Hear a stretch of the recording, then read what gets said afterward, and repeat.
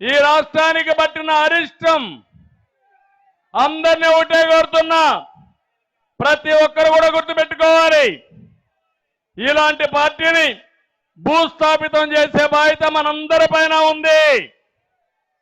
ఇక్కడికి వచ్చినప్పుడు దివ్యాంగులు ఉన్నారు, వాళ్ళ సంక్షేమానికి తెలుగుదేశం పార్టీ కట్టుబడి ఉంది. ఈ ప్రభుత్వం పూర్తిగా విస్మరించింది. 35-36 రోజుల నుంచి పండగలు కూడా లేకుండా అంగన్వాడీ టీచర్లు రోడ్డు మీద ఉంటే ఏమీ పట్టించుకోని ప్రభుత్వం. వాళ్ళ జీతాలు పెంచింది తెలుగుదేశం, మళ్ళీ వాళ్ళని ఆదుకునే పార్టీ తెలుగుదేశం పార్టీ అని చెప్పి నేను మీకు తెలియజేస్తున్నా.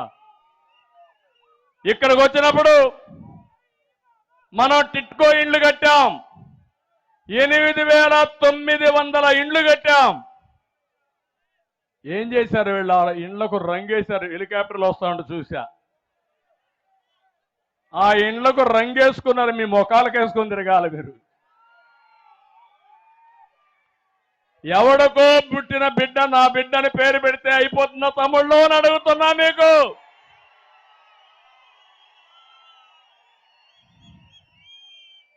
నేను అడుగుతున్నా మిమ్మల్ని అందరినీ, ఆ ఇళ్ళు కట్టింది మనమోనా కాదా అని మిమ్మల్ని అడుగుతున్నా.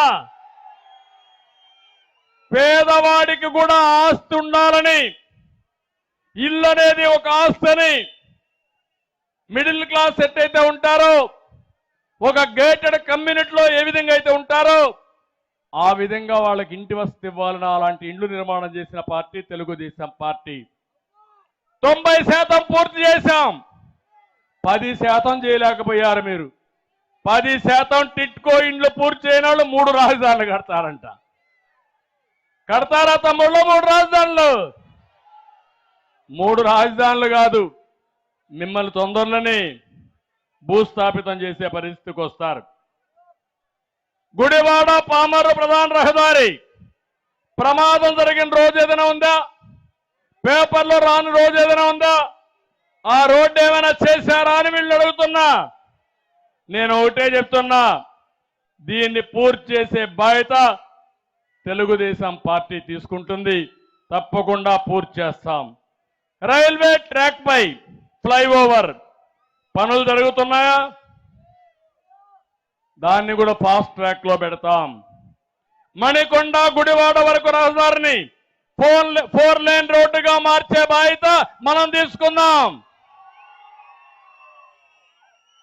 అవనిగడ్డ కోడూరు రహదారి మరమ్మతులకు 30 కోట్లు ఇస్తానని ఇచ్చాడా? వచ్చిందా? మళ్ళీ అది కూడా మనమే ఇవ్వాలి. తెలుగుదేశం పార్టీ హయాంలో స్టేడియం కోసం 13 కోట్లు ఇచ్చాం. ఇండోర్ స్టేడియంకి 5 కోట్లు ఇచ్చాం. ఇవి కూడా పూర్తిగా నిలిపేసే పని చేశారు. అవన్నీ కూడా పూర్తి చేస్తాం. ఇక్కడుండే ఎమ్మెల్యే అభివృద్ధి నిల్లు, అవినీతి ఫుల్లు. అవునా కాదా? నోరు తెరిస్తే బూతులు తప్ప అది నోరా లేకపోతే డ్రైనేజో నాకైతే అర్థం కావడంలా.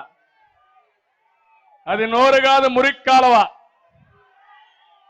ఎంత పెనాయిల్ వేసి వాష్ చేసినా ఆ మురికి కాలువే. అంటే నోరు బారేసుకుంటే పెద్ద నాయకులు అయిపోతాం అనుకుంటున్నారు.